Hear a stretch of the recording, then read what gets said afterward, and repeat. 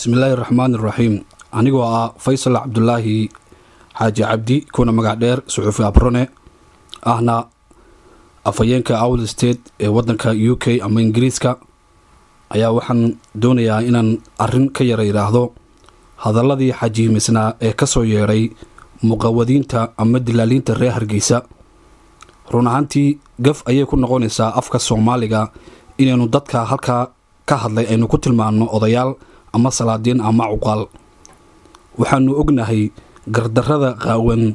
ee garabka haysata ee habeen iyo maalin ka soo yeeraysa magaalada Hargeysa hadaynu nahay shacabka ku dhaqan gobolada Owl State of Somalia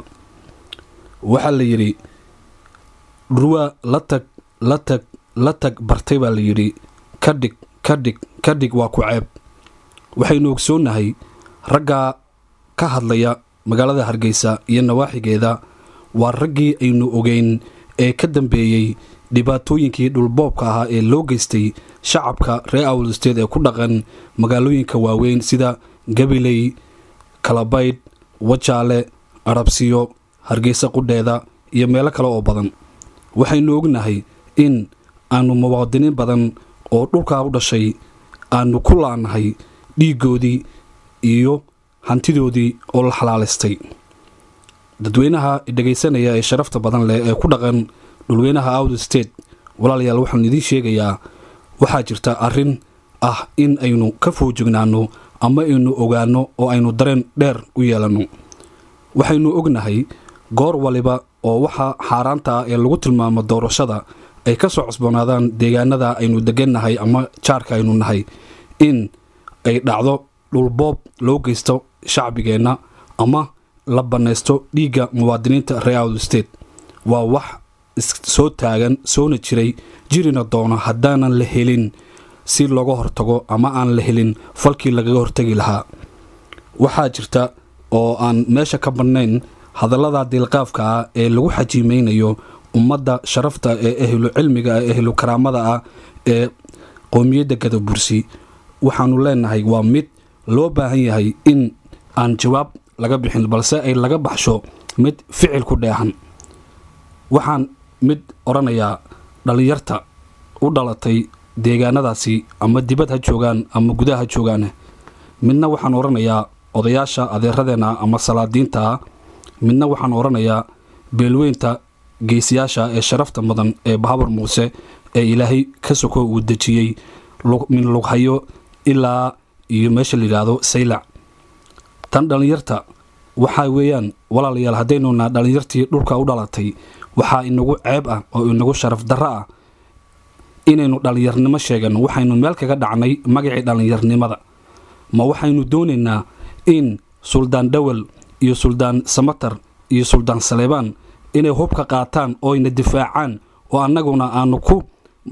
muusanowno magaalada Boorama iyo jaamacadaheeda oo habeen maalin gidaarada la istaagno waa la xiray waa la jirdilay waa la masaafuriyay shaqo ma helo Somaliland baan ahay walaalayaal waa sharaf darro inaynu odayaasha adeeradeena ama salaadiinteena ah aynu ka sugno in ay ina difaacaan war waxoogi waa inaga muruqi waa inaga taladii waa inaga mustaqbalka bari waa inaga taa waxaan leeyahay hadii uu jiro ama ay jiraan cid dhageysanaysa ee ku dhaqan wadanka gudihiisa ama dibadiisa in aynu sidaan si ka bedelno hadii kale magaca dhalinyarnimada aynu sheeganayno walaalayaal waa inaynu iska wareejino meel baynu kaga dhacnay gaf ayaynu nagu tahay inaynu dhalinyarnimo sheegano gunnimana aan ku noolaano oo habeen maalin aynu hoos u yeesno innagana la iskaayo tuso oo beelbeel la sukaayo tuso oo deegaan la sukaayo tuso oo wax aanan jirin iyo waxaynu dhaqan u lahayn aynan geyn inaynu ku meehanoono mid waxaan leeyahay odayada qiimaha badan leh adeeradaya ee salaadiinta leh ee cuqaasha leh ee aqoonyahan kale waxa weeyaan Ilaahay ka soko dhulkaasi cid maanta la weydiinayo waa idinka waxa tiraa Soomaalida gadba la tusaa muqawadiinta ama dilaalinta Hargeysa ka soo hadla maalin walba waxa weeyaan ma ahan kuwa aad hadal u qoortaan waa wax aan dad aanan hadal loo quurin ma jecli in aan ku noqdo marka aan leeyahay aan hadal loo quurin sababtoo ah waxay ku hadleen hadallo ka saafan milgaha iyo sharafka afka Soomaaliga hadalla ka saafan qiimaha qofka Soomaaliga uu leeyahay ama nuxurka afka Soomaaliga uu leeyahay hadalla laga saafay oo laga dhowray ayay ku hadleen marka ma ahan dad u qalma magaca ay sheeganayaan ama website-da ay ku soo qorteen in loogu yeero ta kale waxaan leeyahay beelweynta qiimaha badan leh ee Bahawar Muuse ee geesiyaasha ah waanu ognahay in aad dhulkiina difaacanaysaan balse waa inaad ka foojignaataan oo aad taxadar dheer ka yeelataan basaasiinta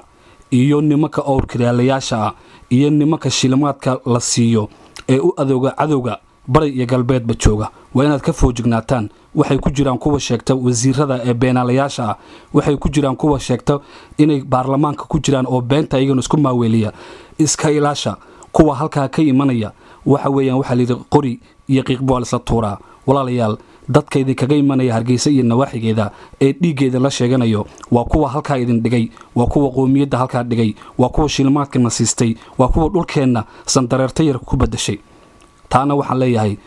ummadda qiimaha badan leh ee aan ogahay geesiyaasha inay dhulkooda naftooda u horayaan wax walba oo maanta uga baahataan waxa kale oo ballan ah oo maamulka Awdal State anoo ku hadlay afkooda ahna afayoonkooda wadanka UK aynu ognahay inaanu isla garab taagayno inayna taaganahay heel iyo hooba wixii aad inooga baahataan hadaynu nahay dhalinyartiina u heelan in ay garab istaagaan ta kale waxa kale oo jira oo meesha taagan hadii ay dhacday in maalin waliba la xalaalaysto dhiiga ummadda qiimaha badan leh ee Gadabursi ee meel walba ku dhaqan hadii la xalaalaystay dhaqankii ummadda in la baabi'iyo hadii la xalaalaystay maqaamkii iyo sharafkii iyo karaamadii iyo siyaasadii aynu lahayn in daaqada laga saaro waxaynu u baahannahay inaga gudahayna inaynu is eegno walaalayaal qoon ilaahay ma duleeyo ilaa iyaga is duleeyaan mooyane inaga is duleynay inaga is gumeynay inaga hoos isu eegayna inaga waxaan loo joogin ka sheekayna waa dhaqan ayay inoo noqotay xumaha inaynu u kala dheereyno wanaagana aynu ka mashiiqsano dhaqan ayay noo noqotay runta ayaanu sheegaynaa waxaanu ognahay dad ay dhaqan u noqotay xumaanta tolkood inay ku soo guriyo noqdaan inay lagu hagooyaan inay been ka sheegaan waxa ay ku hadlayaan maanta qoladan Hargeysa ka soo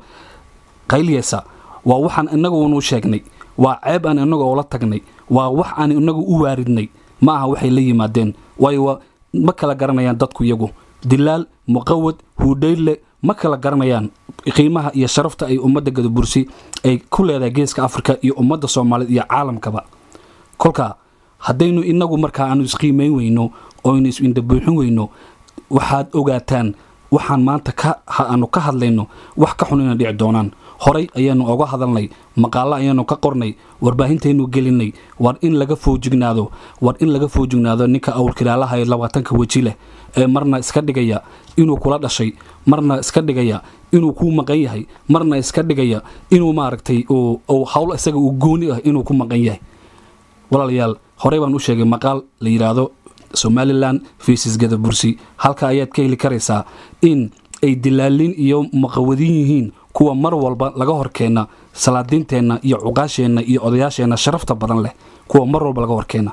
marka hadalkayga anoon sii dheeraanin waxaan ku soo gunaanadayaa war dhalinyaroy horaan u yidhi war dhalinyaroy ma tashana misweynu taahnaa ceeb ayaa inagu tahay in odayaasheena la afalgaadeeyo in la afalgaadeeyo meetideeni awoowayaasheena u dhintay dhulka ee boqolaalka sano difaacaya in la afalgaadeeyo in magaca Gadabursi wax laga sheego annaga ay ceeb inagu tahay maanta magaca iyaga milgaha leh ee sharafta iyo qiimaha leh laguma hantaaqeen hadal xunna laguma oran lahayn hadaynu dadnahay hadaynu dhalinyar jiranahay waxaynu ku meehnownaa oo maalin walba nalagu maaweliyaa ururo aan jirin war isweydii udub yaa lahaa kulmiye yaa lahaa ucud yaa lahaa maxaad ka ahayd isweydii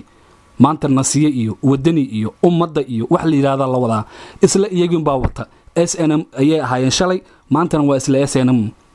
xaqsoor ninka wata waayo waa SNM waa ragii dadka iyaga laayay weeyaan oo haddana waliba aad saynta ugu ligigileysaan oo aad u taagantiin meel waliba waxa ashqaraarka keenay oo aan la yaabanahay marmarka qaarkood isweydiyo ummadani maxaa ka siya waxaan dhawaan daawaday reer Boorama magaalada Boorama shacabkeeda oo roog cas u dhigay Muuse Bixi oo aynu ognahay inuu dambiile yahay ninkii ka dambeeyay raggii mutacalimiintii iyo raggii ganacsatada ahaa ee dila iyo inta u dhaxaysa Kalabayd raggii lagu xasuuqay ee ilaa maanta dhiigooga uu maqan yahay oo gawaaridooda ay maqan yihiin oo hantidooda maqan yihiin inuu yahay ninkii ka dambeeyay Muuse Biixi ninkii la Abu Timacad ninkii la yiraahdo Taani saddexdii nin ee maartay ee dhiiga ummadayada ku farxashay kaarbad casbad u dhigteen magaalada Boorama war waa idin sidee goormeed saxsantihiin goormeed saqaldantihiin ka sii daran waxaan arkay on daawaday ninkii la yiraahdo Xirsi oo geed dheer iyo geed gaaban u fariistay ama u fuulay sidoo uu oga aslayn lahaa ama oga sifayn lahaa inta yar marka horeba ka shaqaysanaysa Hargeysa iyo nawaaxigeeda ilaa dhulxaad ayuu banaanka dhigay biladaad siiseen bilado war waa sidee war maynu kala garanaynin war cadowga iyo nacabka maynu kala garanayn hadalkayga waxaan ku soo gunaanadayaa war walaalayaal nin la tumay tala joogtaa dhalinyartooy ayaan la hadlayaa dhalinyar baan la hadlayaa habla iyo wiilal bale waxba idin sheegin idin tari mayso wallahi inaan waxba idin tareenin jaamacadaha dhigataan beejiyaad qaadataan idinkoo gunnimo ku jira waa maxay gunnimada aanu micneeno gunnimada waa maxay dad baa waxyaabo kale kula cararo ummad Soomaaliyeed oo qiimo iyo sharaf leh kula carara ma aha gunnimadu sidaa gunnimadu waa ruuxa oo lahaanshada laga qaado bal isweydii lahaanshaha waxa aad leedahay maanta maxay tahay maqaamka aad leedahay hadaad nin dhalinyaro oo gadabuursi tahay maqaamka iyo sharafta aad leedahay maanta maxay tahay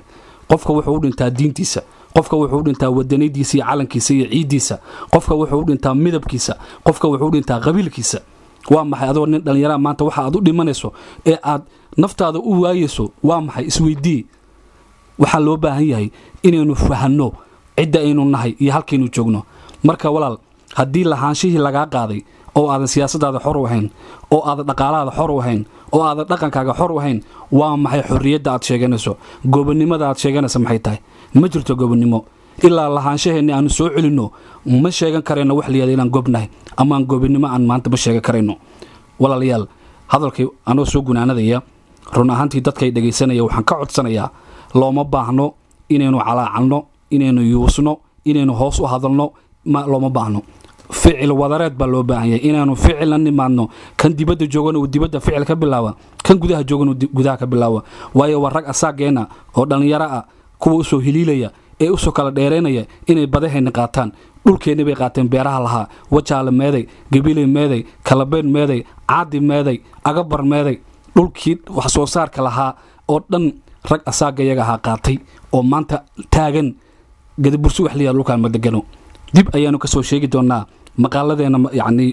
warbaahinta ayaanu soo gelin doonaa dadka saa u hadlaya ee nawaaxiga degan ciday ahaayeen asal ahaan iyo isirkooga waxay ahaayeen dib ayaanu ka soo sheegi doonaa wayna dhamaatay in wax la soo qariyo waa gacal waa seedi abtigu yahay walaashay baa dhashay no